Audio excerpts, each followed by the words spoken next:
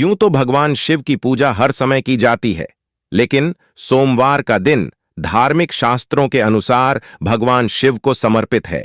इस दिन जो भी जातक सोमवार का व्रत रखता है और व्रत कथा सुनता है, उसकी हर मनोकामना पूर्ण होती है। सोमवार का दिन भगवान शिव को समर्पित होता है। इस दिन व्रत करने से भगवान शिव की विशेष कृपा प्राप्त होती है और उनकी कृपा से जीवन में सुख, शांति और समृद्धि आती है।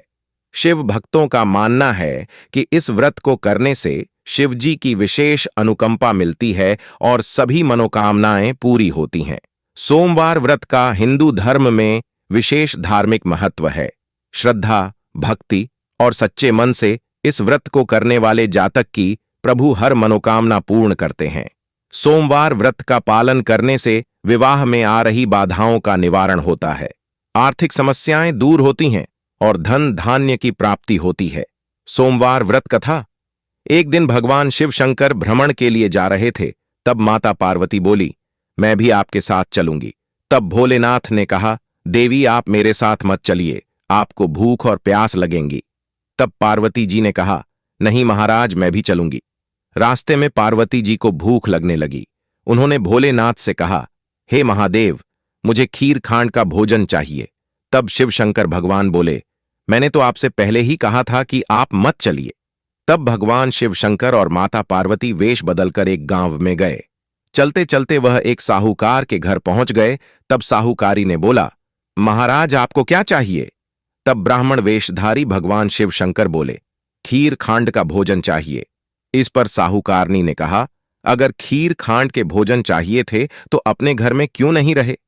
साहूकारनी का उत्तर सुनकर वह दोनों आगे चल दिए। उन्हें एक बुढ़िया मिली और बोली, आओ महाराज बैठो, आपको क्या चाहिए? तब ब्राह्मण के वेश में भगवान शिव शंकर बोले, मेरी पत्नी को खीर खांड का भोजन चाहिए। बुढ़िया ने कहा, महाराज मैं अभी लाई। फिर वह एक लोटा लेकर चल दी। तब ब्राह्मण ने कहा, बुढ़िया मां कहां जा रही हो? वह बोली, मैं दूध, चावल और खांड लेनी जा रही हूं। तब ब्राह्मण ने कहा, बुढ़िया मां अपने घर में देख, दूध के टोकने भरे हुए हैं, चावल की परांत भरी है और खांड की बोरी भी है। फिर बुढ़िया घर के अंदर गई और उसने देखा कि दूध, चावल और खांड सब कुछ है। उसने खुशी खुशी खीर बनाई और भगवान शिव शंकर और माता पार्वती को जीमा दिया। उनके खाने के बाद बुढ़िया ने कहा, मैं इस बची हुई खीर का क्या करूं? मेरा तो कोई भी नहीं है। तब ब्राह्मण बोले, बुढ़िया मां आंखें बंद करो। बुढ़िया ने आंखें बंद कर लीं। फिर उन्होंने कहा, अब आंखें खोल लो। बुढ़िया ने आंख खोलकर देखा तो उसका पूरा परिवार हो गया। अब बुढ़िया बोली, महाराज मैं इन्हें कहां रखूं? तब ब्राह्मण वेशधारी भगवान ने झोंपड़ी को लात मारी और वह झोंपड़ी महल बन गई। यह देखकर बुढ़िया बहुत खुश हुई और वह खीर के कटोरे भर भर के बांटने लगी। जब वह खीर देनी साहूकारनी के घर गई तो साहूकारनी बोली, तेरे घर में खीर कहां से आई? तब बूढ़िया ने कहा, मेरे यहां खीर खांड का भोजन करने एक ब्राह्मण और ब्राह्मणी आए थे, उन्हीं के प्रताप से यह सब हुआ है। तब साहूकारनी ने कहा, मेरा धन तेरे घर कैसे आ गया? मेरे पास तो कुछ भी नहीं रहा। कहां है वह ब्राह्मण और ब्राह्मणी? तब बुढ़िया मां ने कहा, वह दोनों अभी मेरे घर से निकले हैं। साहूकारनी भागी भागी उनको ढूंढने लगी। रास्ते में उसने उन दोनों ब्राह्मण और ब्राह्मणी को देखा और बोली, मोड़ा मोड़ी, ठहरियो, मेरा धन उस बुढ़िया को क्यों दे गए?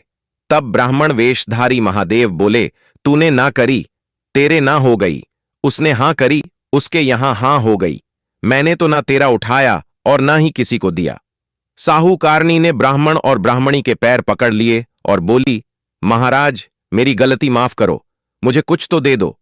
साहूकारनी के इतना कहते ही ब्राह्मण और ब्राह्मणी बने हुए भगवान और माता पार्वती अपने असली वेश में आ गए और बोले, ले तेरे घी लड़ी में घी रहेगा, तेलड़ी में तेल रहेगा, काम तेरा रुके ना और तेरा जुड़े ना।